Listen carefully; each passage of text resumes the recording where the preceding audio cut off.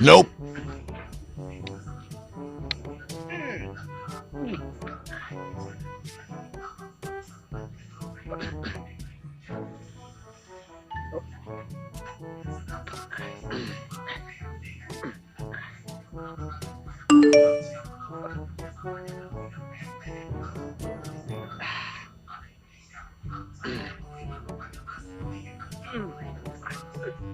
What the fuck is that?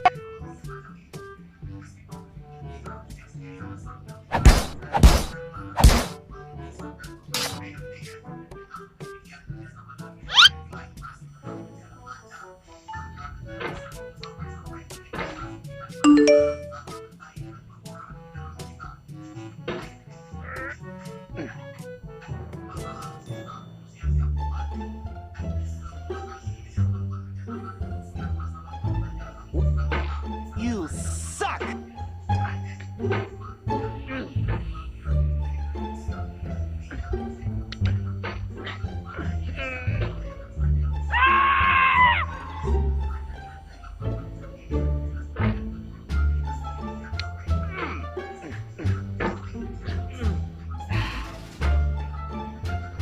A few moments later.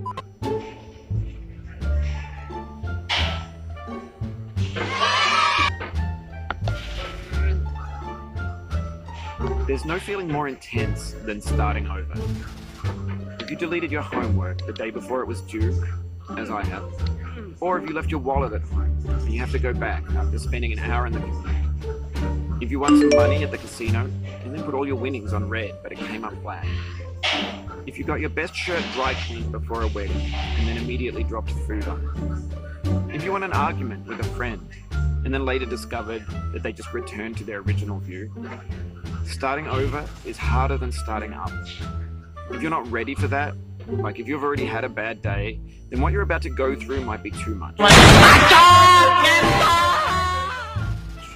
Feel free to go away and come back. I'll be here.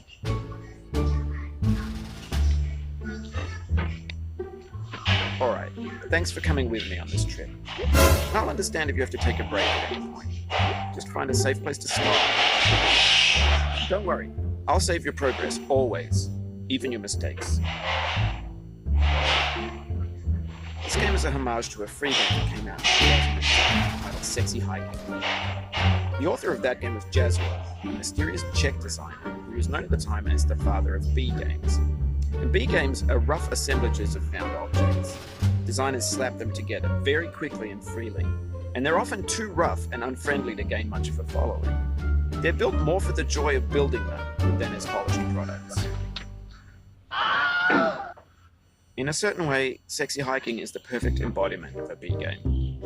It's built almost entirely out of found and recycled parts, and it's one of the most unusual and unfriendly games of its time. In it, your task is simply to drag yourself up a mountain with a hammer.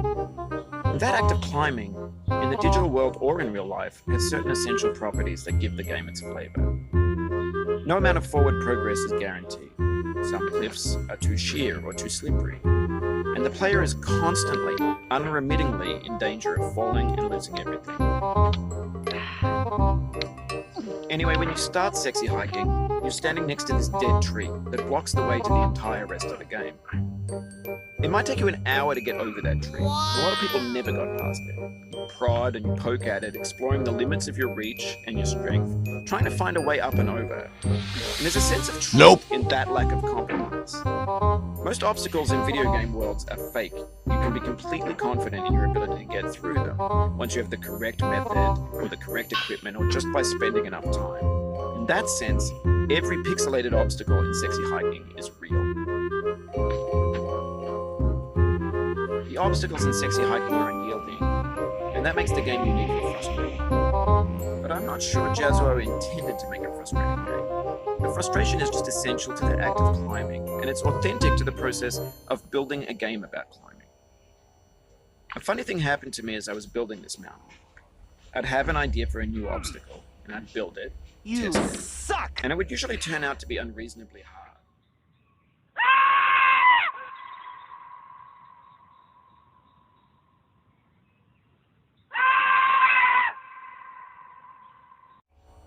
But but I couldn't bring myself to make it easier.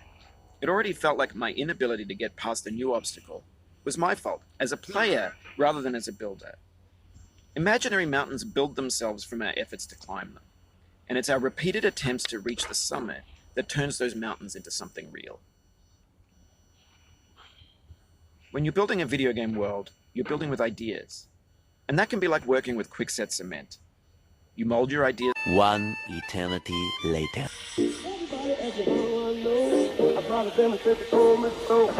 Everybody ask me how I know. I smiled at them and said she told me so. Everybody ask me how I know. I smiled at them and said she told me so.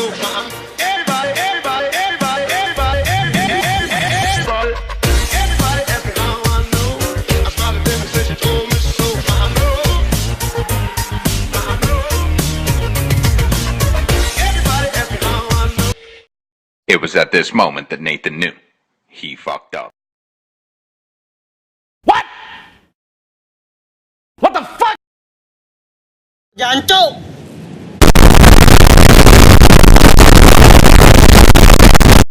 One eternity later.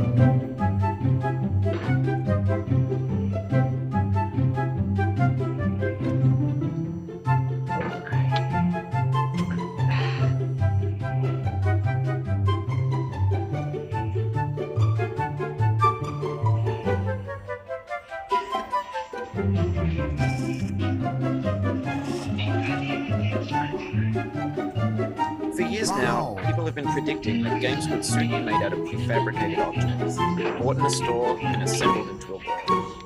And for the most part, that hasn't happened, because the objects in the stores are trash. I don't mean they look bad or that they're badly made, although a lot of them are. I mean they're trash in the way that food becomes trash as soon as you put it in the sink. Things are made to be consumed and used in a certain context, and once the moment is gone, they transform into garbage.